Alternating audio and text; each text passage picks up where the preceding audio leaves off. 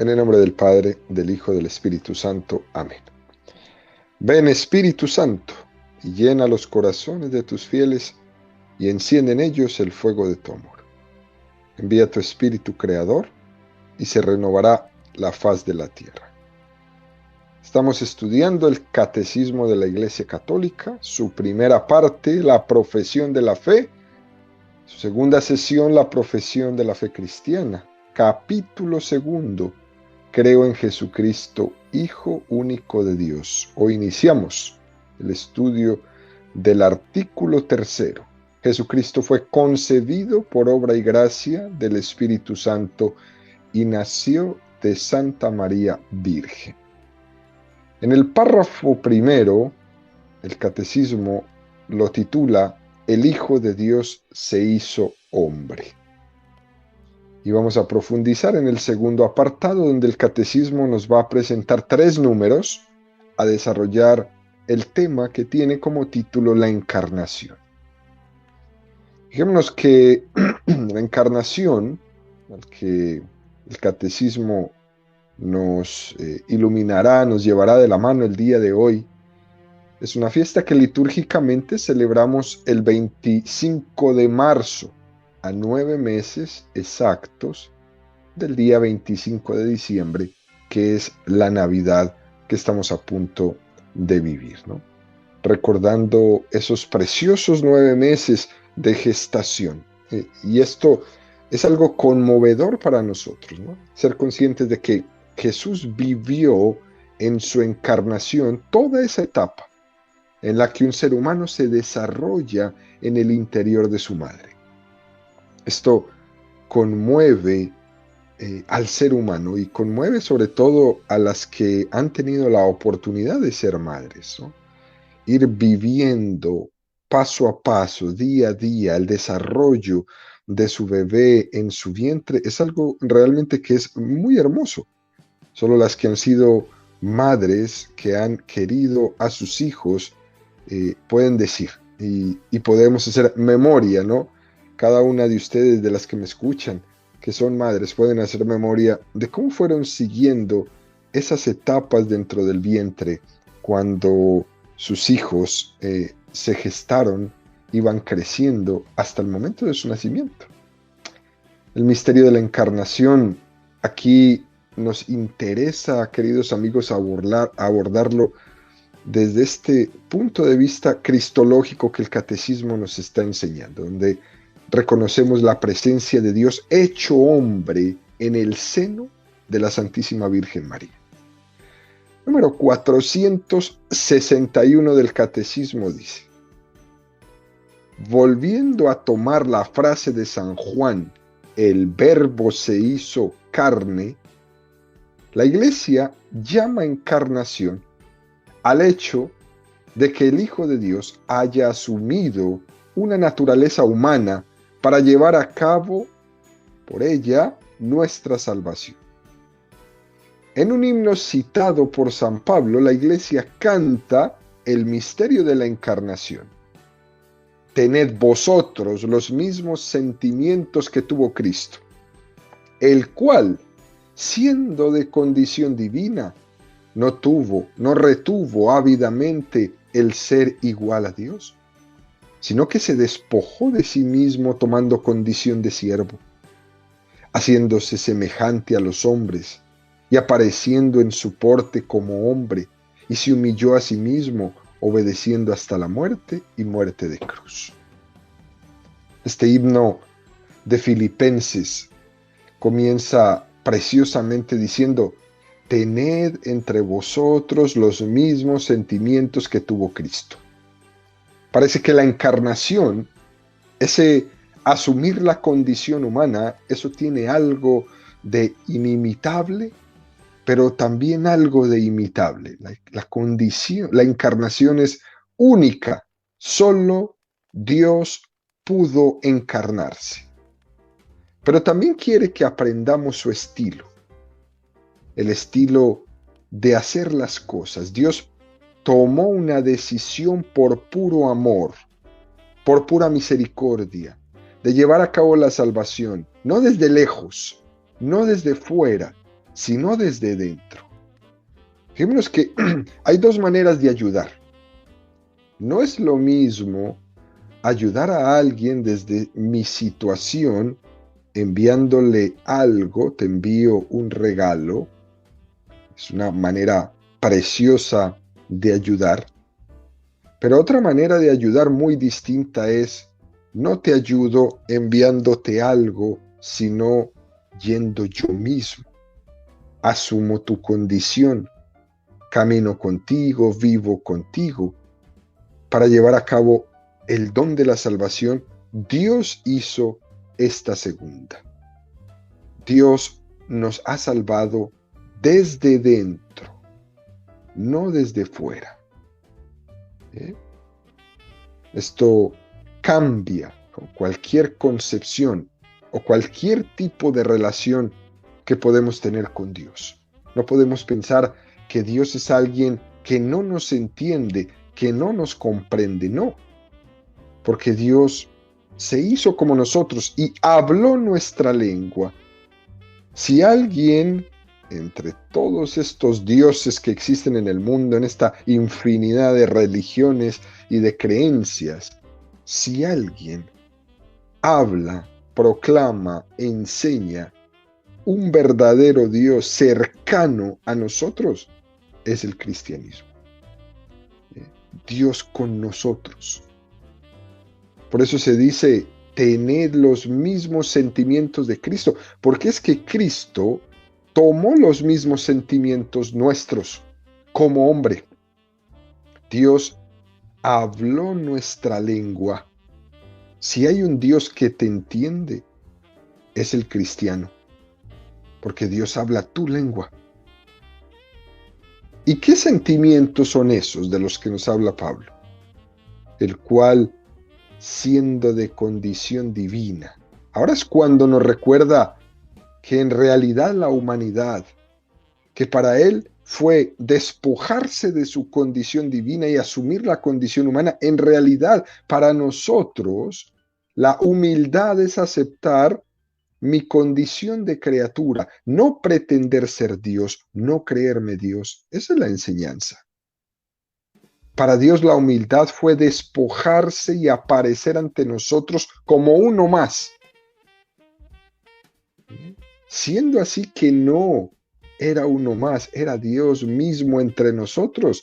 Él decidió en libertad, por amor y misericordia, despojarse y aparecerse ante nosotros como uno más. A nosotros se nos pide que imitemos eso a nuestro nivel. ¿Y cómo puedo yo imitar eso a mi nivel? Primero, acepta tu condición, asúmela, abraza, entiende que eres criatura de Dios, que no eres Dios, que tú no puedes pretender ser el centro del universo, que tú no eres quien define quién es Dios, que es Dios el que define quién eres tú. No pretendas tú con tu ego ser el centro de todo, como si Dios viniera a quitarte tu protagonismo y por eso huyes de Él. Es decir, sentimientos de humildad. La Sagrada Escritura en esta carta a los Filipenses quiere que aprendamos de la encarnación la humildad como camino. La humildad es el camino. El motor de todo es el amor, pero el camino es la humildad. Todas las virtudes que vivimos tienen que estar asistidas por la humildad. De lo contrario, si las virtudes no quedan todas ellas asistidas por la humildad como medio, como estilo, como método, como camino, quedan desvirtuadas. Al final terminamos buscándonos a nosotros mismos. La gran lección es que Dios se encarnó por amor y lo hizo por el camino de la humildad. Es decir, el amor queda reflejado, queda enseñado, queda entregado por el camino de la humildad. Quiere decir que cada vez que contemplemos el misterio de la encarnación, tenemos que salir de ese rato de contemplación cada vez más humildes. Sea quien sea, el más rico o el más pobre, cada vez que contemplamos el misterio de la encarnación, tenemos que salir de ese lugar más humildes. Uno lo mira objetivamente hablando, queridos amigos, y es absurdo que nosotros en nuestra vida, el afán de protagonismo, nuestro amor propio, que reivindica ser el centro de todo, que me hagan caso, que me sirvan, que me escuchen, ¿no? que me tengan todo puesto. Es absurdo que el cristiano no termine de imponer la lógica humana en vez de buscar su humildad. Frente a estos sentimientos que nos propone el catecismo el día de hoy, hay veces lo que nos dedicamos a hacer es totalmente lo contrario a lo que Jesús nos está proponiendo. Mira, el camino es la humildad, pues nosotros decimos, no, el camino es el egoísmo, solo yo. Para mí, de mí, conmigo, hacia mí. Eso es lo único que importa. No, el camino es la humildad. El camino es abajarse. El camino es desprenderse. La gran lección es la humildad. Tened los mismos sentimientos de Cristo. Suele ser interesante, queridos amigos, en las distintas versiones de las traducciones de la Biblia, se ha intentado traducir del original griego al castellano este término. Una traducción dice, el cual siendo de condición divina, no hizo alarde de su condición divina. Otra traducción dice, no retuvo ávidamente su condición de Dios. Otra traducción dice, no consideró cosa codiciable el ser Dios.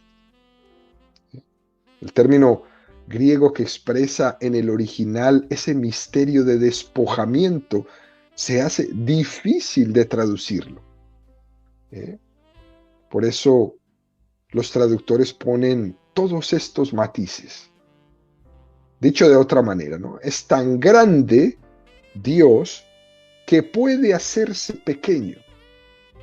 Dios es tan omnipotente que puede hacerse débil, y todo por amor. Y todo por amor. Jesús realizó milagros, pero nunca fueron un alarde. Es más, cuando se le pidieron milagros como alarde, lo rechazó. Recordemos cuando Herodes le dice, haznos un milagro. Jesús se niega. Jesús se niega. Continúa el texto diciendo, sino que se despojó de sí mismo. Otras traducciones dicen, se despojó de su rango, se despojó de su grandeza, se despojó de su condición. Puros matices, ¿no? Apareciendo en su porte como hombre, siendo uno más. Lo que nos está diciendo es este misterio del despojamiento. No estamos diciendo que Dios dejara de ser Dios para ser hombre, eso no lo dice el misterio de la encarnación. Dios no deja de ser Dios para ser hombre. Pero es verdad que oculta. La encarnación supone el ocultamiento de la divinidad. El misterio es que el todo, el omnipotente, pasa a ser el no reconocido. Por eso en esa cueva de Belén nadie lo reconoce. Por eso han tenido que venir los ángeles ahí en el campo de los pastores a decirles, vayan, Os ha nacido. Aquel que estaban esperando por tantos siglos llegó y ustedes no se dieron cuenta. El Todopoderoso, el Creador de cielo y tierra, como decíamos ayer en la catequesis, pasa a ser el no reconocido. ¿Y cuál es el modo de reconocerle? Él se ha escondido por humildad. Y la única manera de reconocerle va a ser siendo humildes. Solo el humilde va a poder reconocer a Jesús. El que se haga pequeño va a ser capaz de descubrirle. El que sintonice su vida con este lenguaje de la humildad, con este lenguaje del abajamiento, con este lenguaje del despojamiento, ese va a tener toda la capacidad de reconocer a este Dios hecho hombre. Herodes no, porque su ambición era tan grande que no podría reconocer lo pequeño. Algunas personas cuando hablan dicen expresiones que son muy interesantes, muy lindas, ¿no? Yo hay veces me siento en mi vida muy pequeño, ¿no? O ante determinado grupo de personas así, muy famosas, importantes, yo qué sé. Hay veces uno se siente así, pequeñito, cuando está en medio de todas ellas, ¿no? Uno va a poder descubrir y ponerse al nivel de todos esos grandes en la medida en que nuestra humildad, que nuestro abajamiento y que nuestro despojamiento sea real, sea verdadero. A mí siempre me ha impresionado la Madre Teresa de Calcuta, cómo ella, con su humilde hábito, se reunía con los más grandes del mundo, ¿no? Con el traje que le cuesta a uno de estos con los que se reunía, ella podría quitarle el hambre, quién sabe a cuántas personas, ¿no? Solo con el traje que llevaba puesto, ¿no? Ella siempre iba con su mismo hábito, con los grandes y con los pequeños. Porque no era lo que tenía puesto, sino que era su actitud de humildad, su actitud de abajamiento, su actitud de despojamiento, el que la hacía tan grande, que aunque estas personas, me acuerdo una foto muy hermosa que está Lady Diana con la Madre Teresa, que era su gran confidente, ¿no? Y uno veía estos vestidos que usaba Lady Di y todas sus joyas y todos sus collares, etcétera, etcétera, y al lado la Madre Teresa y decía, wow, aquí la importante en esta foto realmente no es la princesa. Aquí la que resalta en la foto es la Madre Teresa y no tiene un solo adorno encima. Ni siquiera el cabello que la otra persona tenía muy bien decorado. No. En esa foto, donde está la princesa Diana y la Madre Teresa, la que resplandece no es Diana, la que resplandece es Teresa. Este abajamiento es una cosa sensacional. Mire bien, no es que Dios deja de ser Dios, lo sigue siendo, pero en oculto. Continúa el catecismo, número 462 dice, la carta a los hebreos nos habla del mismo misterio. Por eso, al entrar en este mundo, Cristo dice, no quisiste sacrificio y oblación, pero me has formado un cuerpo. Holocaustos y sacrificios por el pecado no te agradaron. Entonces dije, he aquí que vengo a hacer, oh Dios, tu voluntad. Jesús está citando el Salmo 40, Nos referimos a que este texto que nos presenta el catecismo de la carta a los Hebreos pone en labios del Verbo que se hace carne unas palabras preciosas. Es decir, los sentimientos con los que el Verbo entra en el mundo. He aquí que vengo a hacer, oh Dios, tu voluntad. ¿Qué es lo que el Verbo le dice al Padre? El Padre envía a su Hijo para la salvación. El Padre le dice al Hijo, yo te envío. ¿Y qué es lo que le dice el Hijo al Padre? No quisiste sacrificio ni oblación, pero me has formado un cuerpo. Holocaustos y sacrificios por el pecado no te agradaron. Entonces dije, he aquí que vengo, Dios, para hacer tu voluntad. El Hijo es consciente de cómo en el Antiguo Testamento había habido un intento de agradar a Dios mediante una serie de ofrendas. El pueblo de Israel era consciente de que tenía que agradar a Dios e intentaba realizar ofrendas y ofrendas de pichones, de corderos, de toros, de todo. Sacrificios que ofrecía en el templo. Ofrendas que nacían un poco de que el pueblo de Israel era consciente de que tenía que responder a tanta generosidad de Dios. Si Dios es bueno con nosotros, ¿cómo le pagaré al Señor todo el bien que me ha hecho? Y nacía esta generosidad de los holocaustos, estas ofrendas que intentaban justificarnos delante de Dios, que intentaban hacernos gratos a los ojos de Dios, pero no lo consiguen. ¿Y por qué no lo consiguen? ¿Eh? ¿Será que Dios quería más corderos? ¿Será que Dios quería más toros, más pichones? Algunos entendían eso equivocadamente y por eso pedían y pedían más sacrificios. Pero no era eso. Esas ofrendas no nos hacían agradables a Dios. No eran capaces de justificarnos ante Dios, porque eran unas ofrendas que en teoría habían nacido como un signo de nuestro ofrecimiento a Dios, pero con el tiempo no habían sido capaces de reflejar que esos corderos ofrecidos son un símbolo de mi ofrecimiento a Dios, sino más bien estaban siendo como el suplante, como que me suplantaban a mí. En vez de entregarme yo entregaba un cordero. En vez de entregarme yo, entregábamos unos pichones y éramos una familia pobre.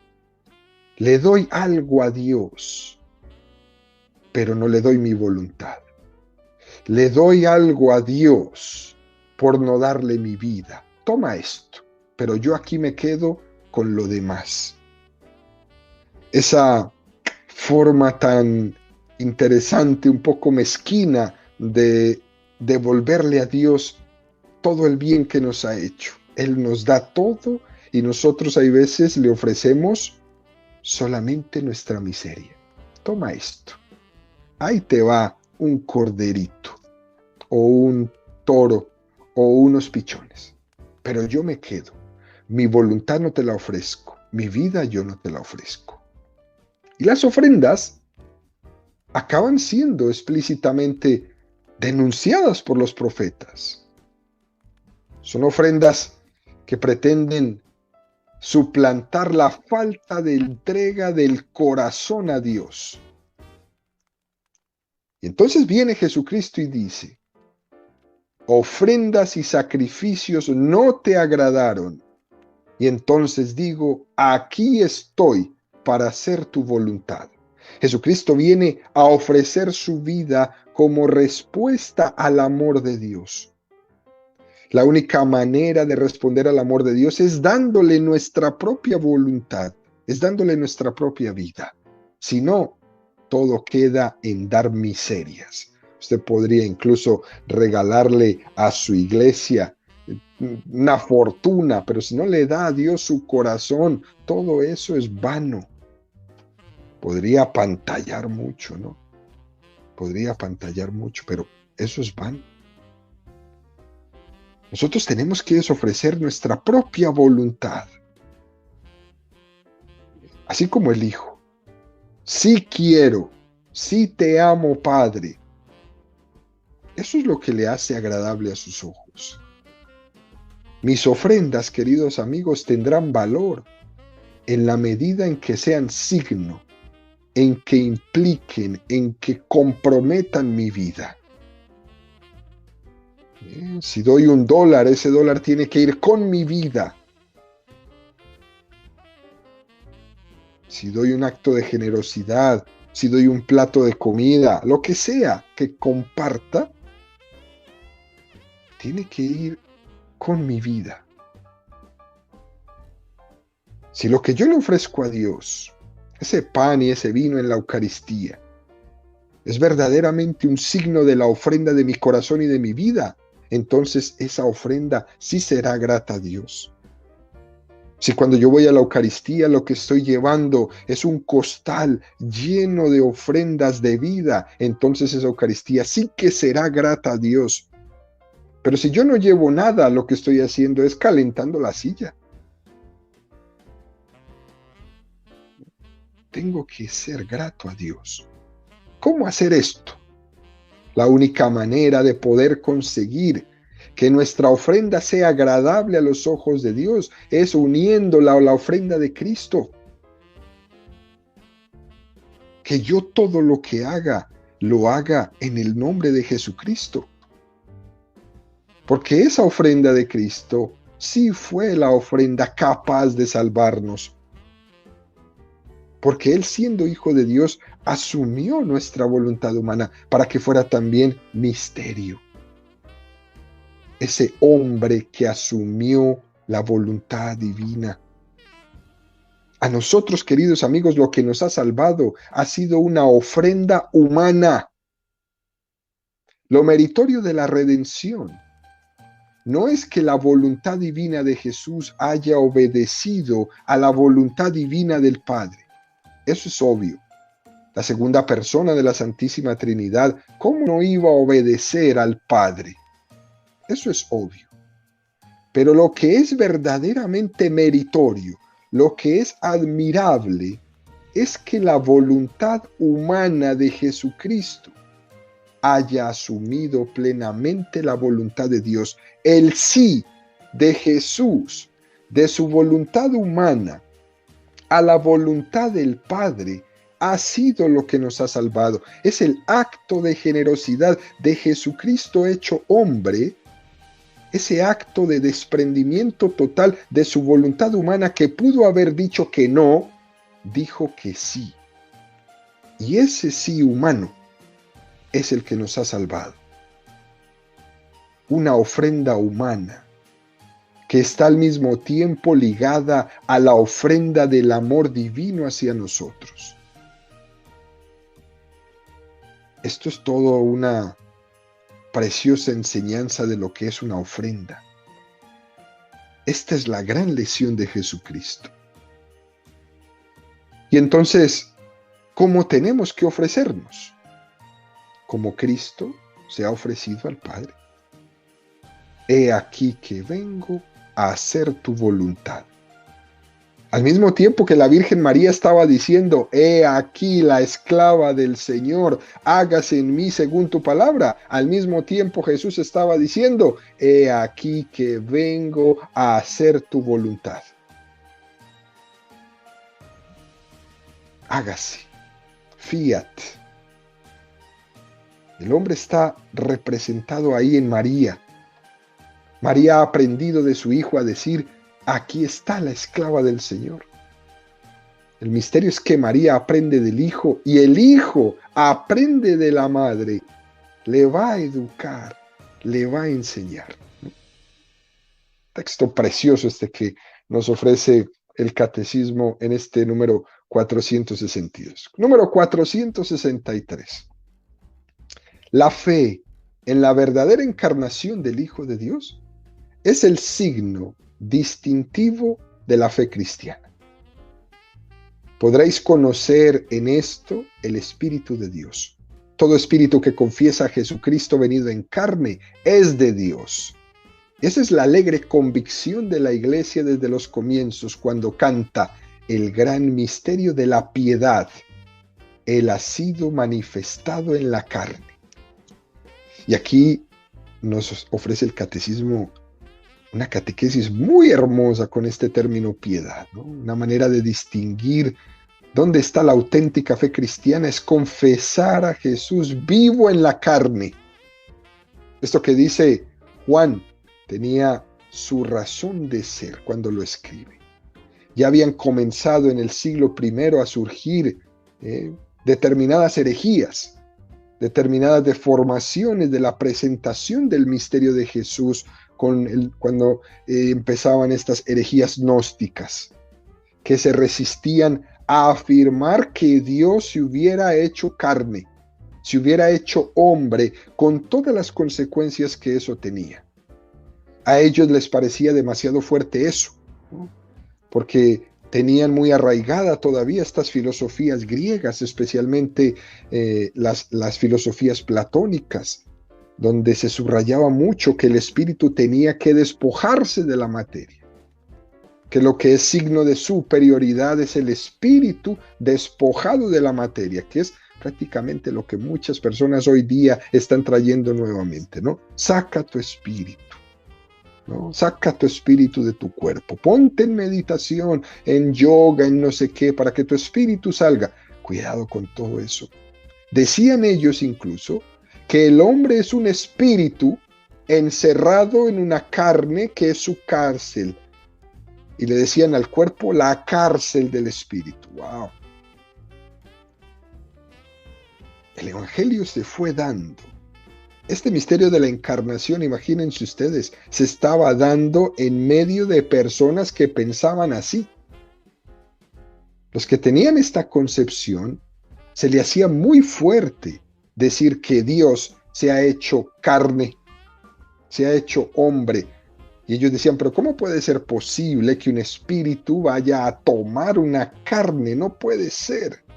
Antes tenemos que rechazar esa carne. Y el cristianismo dice, no, Dios se hace hombre, uniéndose a nuestra condición humana y además para siempre, porque ese cuerpo de Jesús va a ser el cuerpo que va a tomar la Trinidad. El cuerpo de Jesús estará en la Trinidad, así como nuestro cuerpo estará en el cielo con Dios por toda la eternidad. Y comenzaron a surgir estas herejías gnósticas, ¿no? Que venían a decir, tomó la apariencia de hombre, pero no se hizo plenamente hombre, etcétera, etcétera. Habrán ustedes escuchado muchas de estas versiones. La iglesia responde desde el primer momento, no, Él se encarnó. No solo dice se humanizó, sino que dice se encarnó. Que la palabra humanizar podría entenderse un poco etérea, ¿no? La iglesia dice se encarnó, tomó carne de nuestra carne. Y el Evangelio de San Juan, que fue escrito ya mucho, mucho más tarde, es el que nos habla de encarnarse. Porque él ve que hay un riesgo en ese tipo de herejías gnósticas. Y de esta forma es que se puede entender. Todo espíritu que confiese a Jesucristo venido en la carne es de Dios. Y el que no le confiese venido en la carne no es de Dios. ¿Ve?